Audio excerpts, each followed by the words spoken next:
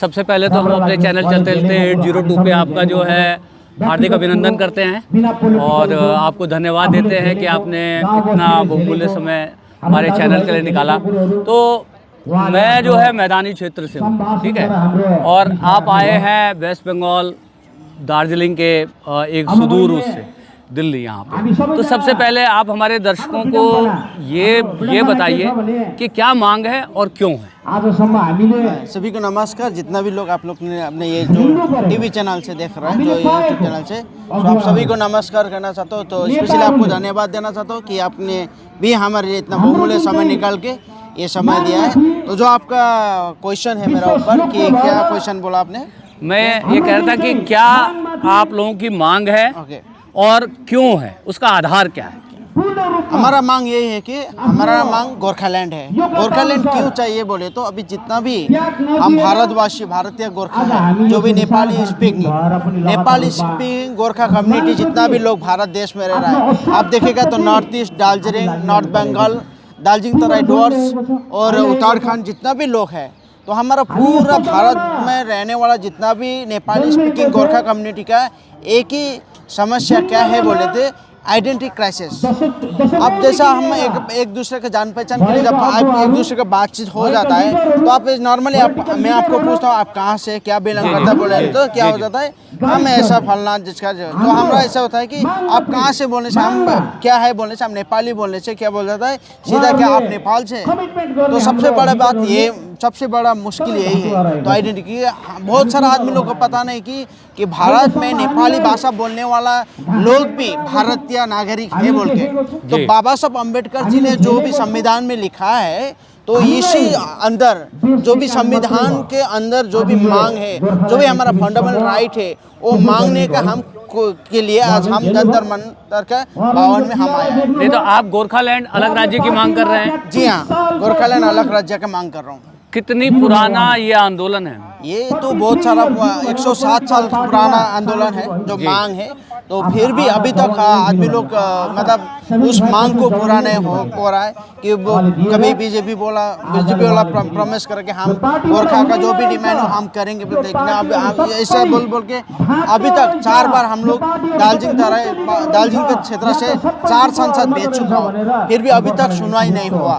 सिर्फ हम लोग और ये भी बोल रहा है कि 11 जनजाति दे दूंगा, PPS करूंगा, लेकिन अभी तक कुछ भी किया नहीं। लेकिन ये सबका अल्टरनेट सॉल्यूशन एक ही है, वो सिर्फ गोरखालैंड अलग राज्य की आप मांग कर रहे हैं, मगर उसी बाबा साहब के लिखे संविधान में 6वां शेड्यूल भी है जो जनजातीय जो लोगों की पहचान को सुरक्षित करता है, उनकी आइडेंटिटी को रेस्टोर करता है, उनके कल्चर, उनके रहन सहन, उनके नेचुरल रिसोर्सेज का मैनेजमेंट और मतलब ऑटोनोमस जो है बॉडी देता है जो।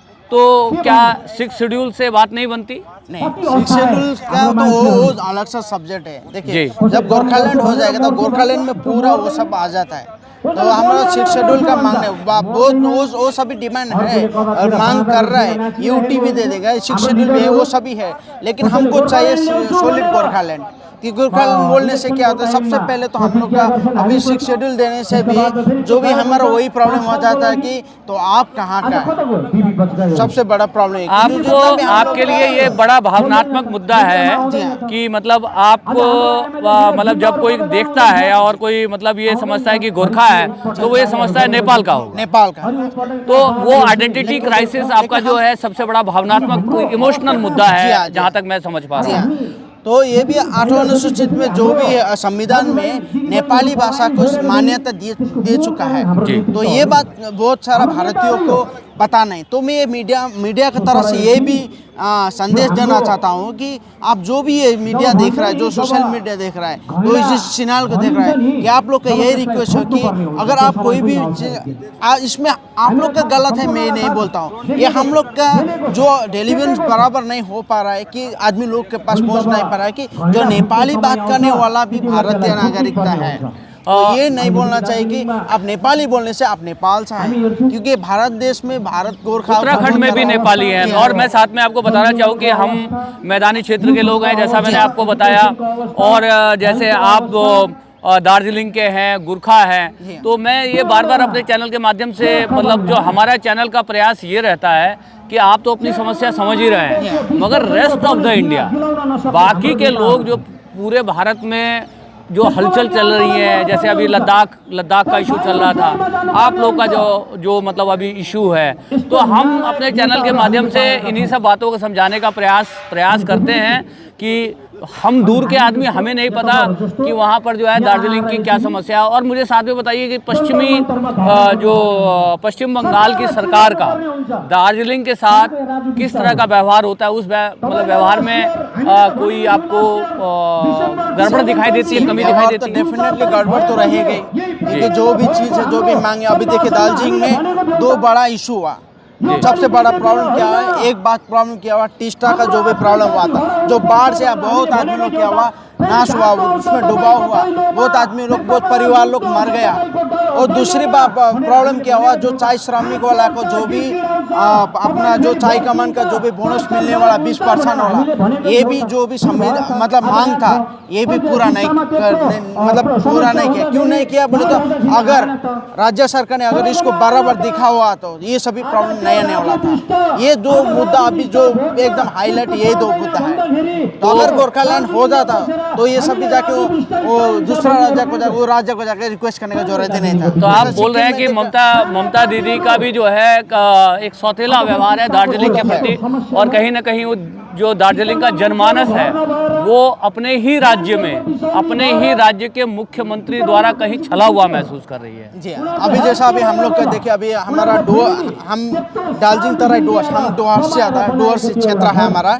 तो डुवर्स में हम देखेगा तो अभी हमारा उधर जो नेपाली भाषा है, जो ऑफिशियल लैंग्वेज नेपाली में, हर एक ऑफिस में नेपाली बोर्ड में लिखा दिया जाए, क्योंकि बंगाली में लिखता है, हम लोग पढ़ाई किया नेपाली, लेकिन बंगाली में लिखता है, हम लोग कुछ समझ नहीं पा रहा। तो इसलिए जब हम लोग का गोरखालैंड हो जाएगा तो क्या होता है, हम लोग सब कुछ अपना भाषा में, अपना कल्चर सब कुछ हमारा अलग है। जी। तो अभी जैसे मैंने देखा कि तमाम भारतीय जनता पार्टी के नेताओं के स्टेटमेंट यहाँ पे आपने प्रिंट करा के जो है लगाए हैं, और इससे पहले हमने जो है लद्दाख के मसले को भी कवर किया था। वहाँ पर भी जो है भारतीय जनता पार्टी ने 6वें शेड्यूल को जो है देने का जो है वादा किया था। तो हम बार बार इन जन आंदोलन में एक चीज़ बड़ी कॉमन देख रहे हैं कि जो है राजनीतिक पार्टियां वादा कर रही हैं वोट लेने के लिए, मगर उसको पूरा नहीं कर रही जी। हैं। अभी देखिएगा तो गोरखा कम्युनिटी के लिए स्पेशली सिर्फ वोट बैंक के लिए यूज़ कर रहा है। जी, वोट बैंक के लिए यूज़ कर रहा है कि ये करूँगा, वो करूँगा, ये कर दूंगा, वो कर दूंगा।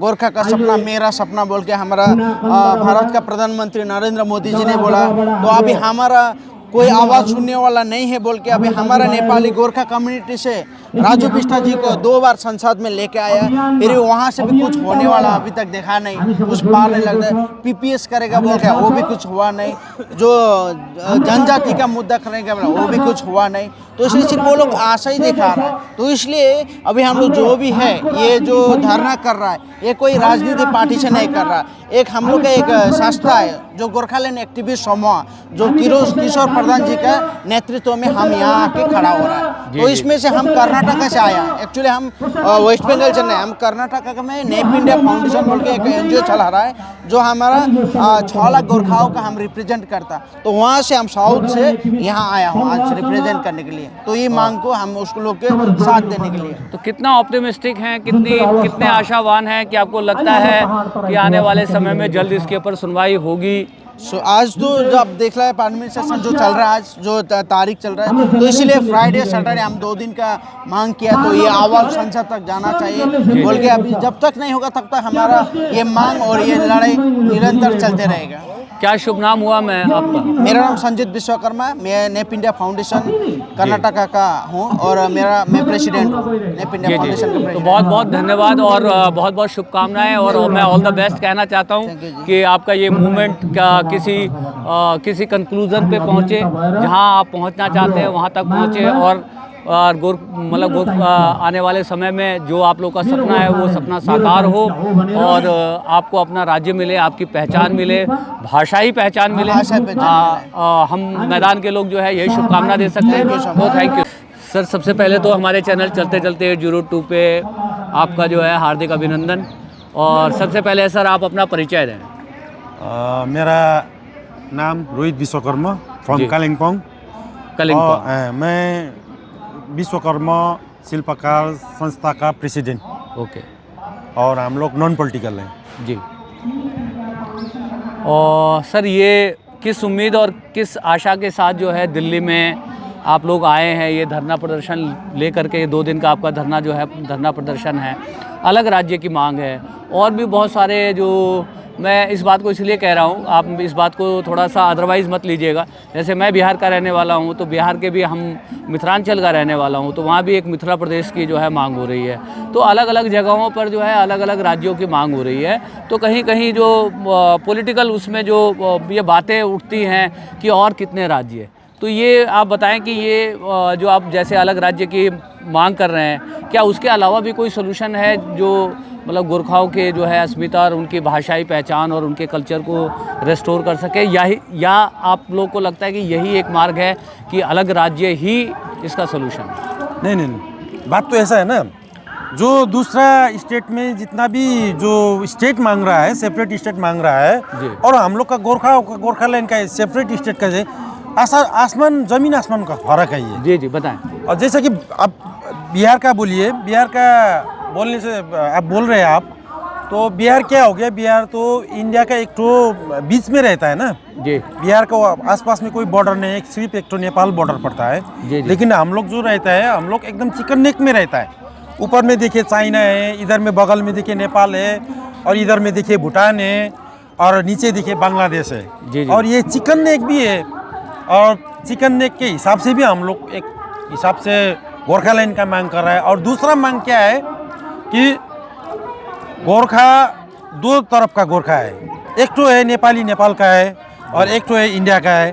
तो जब भी हम लोग तो इंडिया का नेपाली है ना, इंडिया का गोरखा नेपाली है, तो हम लोग जब भी हम लोग इधर में आता है या कहीं भी जाता है, तो हम लोग को नेपाली बोलता है, नेपाल का नेपाली समझता है वो। जी जी जी। एक्चुअल में ये, और नेपाल का नेपाली लोग जितना भी आप तो चलता फिरता रहता है। जी, जी, जी। तो नेपाल का लड़का लोग जितना भी रेप करता है, मर्डर करता है, पैसा चोरी करके भाग के चला जाता है, तो वो तो चला जाता है। लेकिन हम लोग जो इंडिया का नेपाली लोग यहाँ आता है, तो वो लोग बोलता है ये साला नेपाल का लोग है, नेपाल से ऐसा है, नेपाली ऐसा है बोलता है। लेकिन एक्चुअल में जो इंडिया का नेपाली लोग है, ऐसा नहीं है जी। तो हम लोग इसी से जूझते जूझते आज हम लोग यहाँ तक आ चुका है। इसीलिए हम लोग को सेपरेट स्टेट चाहिए।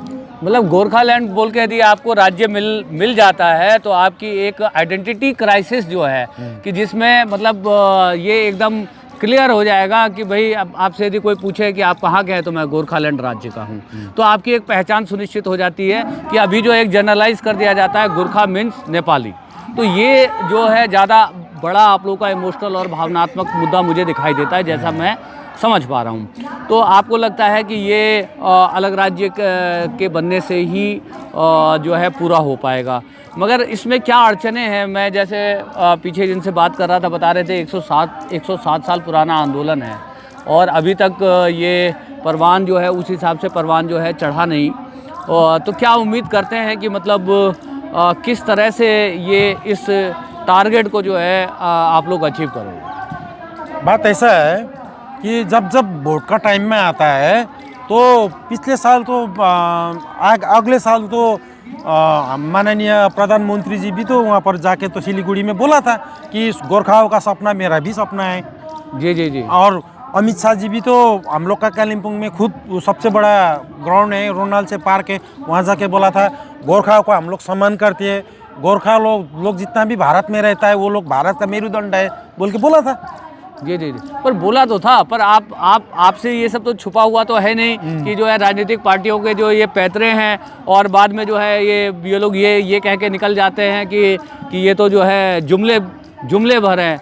तो ये जो इतनी कठिन लड़ाई आप लोग लड़ रहे हैं 107 सालों से, तो ये किस तरह से आपको लगता है कि मतलब ऐसा क्या करें जो ऐसा किस तरह का जो है दबाव जो है बने? अब जैसे मैं आपको बताऊं कि जैसे मैंने लद्दाख का जो है मसला कवर किया था, तो लद्दाख के पास एक सेलिब्रिटी स्टेटस का जो है आदमी है सोनम वांगचुक। तो सोनम वांगचुक के पीछे जो है वहाँ पे जो है केडीए है और एक लेह अपेक्स बॉडी है। केडीए का फुल फॉर्म है कारगिल डेमोक्रेटिक अलायंस, और लेह अपेक्स बॉडी है। तो वहाँ के लोग इकट्ठे हुए, तो आपके पास ऐसा कोई जननायक है जिसके पीछे ये पूरे जो है आप लोग जो है खड़े हो सके और इस आंदोलन की गूंज जो है संसद तक जो है पुरजोर तरीके से पहुंच सके। नहीं, इससे आगे जितना भी पॉलिटिकल पार्टी था तो जी। पॉलिटिकल पार्टी ने तो जितना भी डिमांड किया सरकार के साथ, जब सरकार गठन हो गया तो सरकार के साथ मिल के वो लोग बिक्री होकर चला गया। अभी तो क्या है, पब्लिक डिमांड है ना अभी। जी जैसा कि आप देख रहे हैं ये जो अभी बाहर में जितना भी देश में पब्लिक जब बाहर निकलेगा तो क्या होगा। नहीं, वो यदि पब्लिक यदि क्या कहते हैं किसी भी क्षेत्र की यदि 80% यदि पब्लिक यदि सड़क पे आ जाएगी तब तो कुछ ना कुछ हो जाएगा। ये मैं भी मानता हूँ कि जो जन आक्रोश और जो जन आंदोलन और उसका दबाव होता है, मगर उस तरह का जो किसी ज़माने में मैं यदि सही नाम ले रहा हूँ सुभाष घिसिंग होते थे शायद, जो है सुभाष घिसिंग आपके बहुत फायर ब्रांड नेता होते थे कि मैं मैदानी क्षेत्र का आदमी, मतलब इतने पुराने ज़माने के एक नेता का मुझे नाम याद है। तो मैं वही जानना चाह रहा हूँ कि आप ठीक है कि ये आप कह रहे हैं कि हम और राजनीतिक है और पॉलिटिकल है, मगर ये मांग तो जो है राजनीतिक मांग है संसद से जो है पूरी होगी। तो जब तक कि इसको कोई राजनीतिक मतलब व्यक्ति बहुत यदि प्रखरता से और बहुत प्रबल तरीके से नहीं उठाएगा तब तक मुझको नहीं लगता। मैं बार बार इस बात को कहता हूँ, सभी जगहों पे कहता हूँ कि नेताओं को डर लगता है सिर्फ डरने से। नेता जब हारने से डरते हैं, जब उनको हार का डर होता है तभी कुछ करते हैं। तो उसमें आपको क्या लगता है कि किस तरह से इस दबाव को जो है आप मजबूत बना पाएंगे? नहीं, ऐसा है ना, अभी पहाड़ ऐसा हालत में बैठा हुआ है, आपको तो पता होगा कि अभी पहाड़ शांत नहीं है। पहाड़ में इधर देखो शांत नहीं, उधर ये देखो शांत नहीं, लेकिन अभी लीडरशिप का ज़रूरत है वहाँ पर। जी, जितना भी वहाँ का सिटीजन है वो निकलने के लिए तैयार है, लेकिन लीडरशिप ठीक नहीं है ना। पहाड़ में तो ऐसा चिंगारी भड़केगा ना तो कुछ साल बाद उस सरकार को संभालना मुश्किल हो जाएगा। जी, संभालना मुश्किल हो जाएगा, क्योंकि हम लोग का सरकार से भी और वहाँ का लोकल पॉलिटिकल पार्टी और स्टेट लीडर से भी हम लोग को इतना दुख है, लगता है अब सबको पता हो चुका है कि लीडर, ये जो पॉलिटिकल लीडर जितना भी वो लोग हम लोग का डिमांड फुलफिल नहीं करेगा। जी। तो आने वाला दिन में ऐसा चिंगारी भड़केगा, अगर हम लोग नॉन पॉलिटिकल पार्टी को सपोर्ट कर रहे हैं कि हम लोग का डिमांड पूरा करके करो बोल के हम लोग चिल्ला रहे हैं यहाँ पर, लेकिन अगर वो उसको नज़रअंदाज करेगा तो आने वाला दिन में ऐसा चिंगारी भड़केगा कि संभालना मुश्किल हो जाएगा। आप ये कह रहे हैं कि ये जो अंदर जो है बहुत उबल रहा है पूरा जो है मतलब पहाड़ जो है दार्जिलिंग पहाड़ी क्षेत्र, आप ही का दार्जिलिंग ही नहीं उत्तराखंड में भी बहुत जो है बेचैनी है, लद्दाख में आपने देखा ही। और चूंकि आप जो है सीमाओं पर हैं तो जहाँ पर सीमाओं के आसपास में जहाँ पर भी यदि नागरिक असंतुष्ट है तो कहीं ना कहीं उसमें जो है राष्ट्रीय सुरक्षा का मुद्दा भी आ जाता है, क्योंकि सेनाओं की आँख नाक कान और इंटेलिजेंस की जो है आँख नाक कान जो है वहाँ के आसपास के लोग ही होते हैं। तो ये सच है कि क्या कहते हैं कि अभी तक मेरे ख्याल से पहले बहुत टाइम तक अहलूवालिया साहब वहाँ से जो है MP रहे भारतीय जनता पार्टी के, तो मतलब किसी ने मतलब कुछ अभी तक जो है कुछ मजबूती से कुछ किया नहीं। तो अब हम यही समझ रहे हैं कि भाई यदि ये आवाज़ नहीं सुनी गई तो आप ये कह रहे हैं कि ये एक बहुत बड़ा जन आंदोलन बन करके जो है उभरेगा और तब जो है बातें इतनी ख़राब हो जाएगी कि संभालना मुश्किल हो जाएगा। इसलिए शायद आप गवर्नमेंट से, यहाँ पे भारत सरकार से आग्रह करने आए इससे पहले कि स्थितियाँ ख़राब हों जो है हमें सुन लिया जाए। वही है। जी। तो बहुत बहुत धन्यवाद। कुछ का और कहना चाहते हैं तो बताएं जो है। अब हम लोग का डिमांड वो है, एक तो दूसरा बात हम लोग को जो मन में लगा हुआ है ये बात भी है, जितना भी गोरखा सेना है जी हम लोग का 1 बरस में 1.5 बरस में एक तो शहीद होके आता है। इतना शहीद तो शायद इंडिया में कहीं भी नहीं होगा मेरा ख्याल से। हम लोग का इतना शहीद होता है हम लोग का पहाड़ में, कभी कारगिल में होता है, कभी कहाँ होता है, कभी कहाँ होता है। और हम लोग को हम लोग को रूबरू करा है, आप लोग को हम लोग इतना आभारी मानते हैं कि आज तक हम लोग का जो शहीद हुआ है राष्ट्रीय चैनल ने अभी तक दिखाया भी नहीं है, नाम भी नहीं सुनाया है। तो ये क्यों? हाँ, ये मैं देखिए, चूँकि मैं आपको बता दूं कि मैं पेशे से पत्रकार नहीं हूँ, इसलिए मैं इस बातचीत में मेरे अपने विचार भी होते हैं। तो मैं ये बताना चाहता हूँ, अपने दर्शकों को बताना चाहता हूँ कि गुरखास जो पहाड़ों के ऊपर लड़ाई लड़ते हैं उस लड़ाई को सीखने के लिए अमेरिकन सैनिक भी आते हैं भारत में, भारतीय सेना के साथ जो है अभ्यास करते हैं, सीखते हैं उन मतलब जो है गुरों को जो है कि किस तरह से गुरखा जो है पहाड़ियों के ऊपर जो है लड़ाई करते हैं और लड़ाई करते रहे भारतीय सेना के साथ, चाहे वो इंग्लैंड की सेना हो, अमेरिका की सेना हो, समय समय पर। तो गुरखाओं का इस देश में बहुत बड़ा जो है सेना में योगदान है। तो उसी योगदान की जो है बात कर रहे थे और कहीं ना कहीं ये अग्निवीर योजना आने के बाद गुरखाओं में काफ़ी जो है निराशा आई है। और मैंने कुछ खबरों में पढ़ा था कि अब गुरखास जो है हमारे दुश्मन देश की सेनाओं को ज्वाइन कर रहे हैं। क्या ये सही बात है? अभी तक तो ये तो दूसरा देश में तो नहीं जा रहा है, लेकिन अब ये तो इंटेलिजेंस को भी पता होगा कि जा रहा है नहीं जा रहा है। लेकिन हम लोग जो डिमांड कर रहे हैं, अभी हम लोग वेट कर रहे हैं, देख रहे हैं हम लोग सरकार को, ये जो 4 क्योंकि साल हम लोग का जितना भी गोरखाओं का सेना है शहीद होते जा रहा है और हम लोग का जो पढ़ा लिखा भाई बहन है सब बाहर जा रहा है काम करने के लिए। तो एक दिन तो ये तो ऐसा होता है ना, जो मेरा पति मर गया तो मैं विधवा हो जाऊंगा, मेरा बाल बच्चा ठीक हिसाब से पालना नहीं सकूंगा, तो कुछ ना कुछ तो फिर सड़क में तो आना पड़ेगा ना। तो सब सड़क में आएगा तो फिर सरकार क्या करेगा? नहीं, वो हम तो ये संभालना मुश्किल हो जाएगा। हम ये उम्मीद करते हैं कि भारत सरकार जो हमारे दार्जिलिंग से भाई लोग यहाँ पे आए हैं 2 दिन के धरना प्रदर्शन के ऊपर, जो मांग लेकर के आए हैं उस मांगों के ऊपर सहानुभूति पूर्वक जो है विचार करेंगे और जल्द से जल्द इसका समाधान ढूंढने का कोशिश करेंगे, ताकि हमारे जितने भी पहाड़ी क्षेत्र में जो हलचल चल रही है, सामाजिक राजनीतिक हलचल चल रही है, वो कहीं ना कहीं हमारे देश के लिए अच्छा नहीं है। उन आवाज़ों को, उन हलचलों को शांत करने की जो है ज़रूरत है। तो बहुत बहुत धन्यवाद आपका कि आपने इतना समय दिया। ठीक है, आप लोगों को भी बहुत बहुत धन्यवाद। जैसे कि आप लोगों ने हम लोग इतना 3000 किलोमीटर दूर से आया, आप लोगों ने हम लोग को इतना मौका दिया, आप लोग को भी बहुत बहुत धन्यवाद।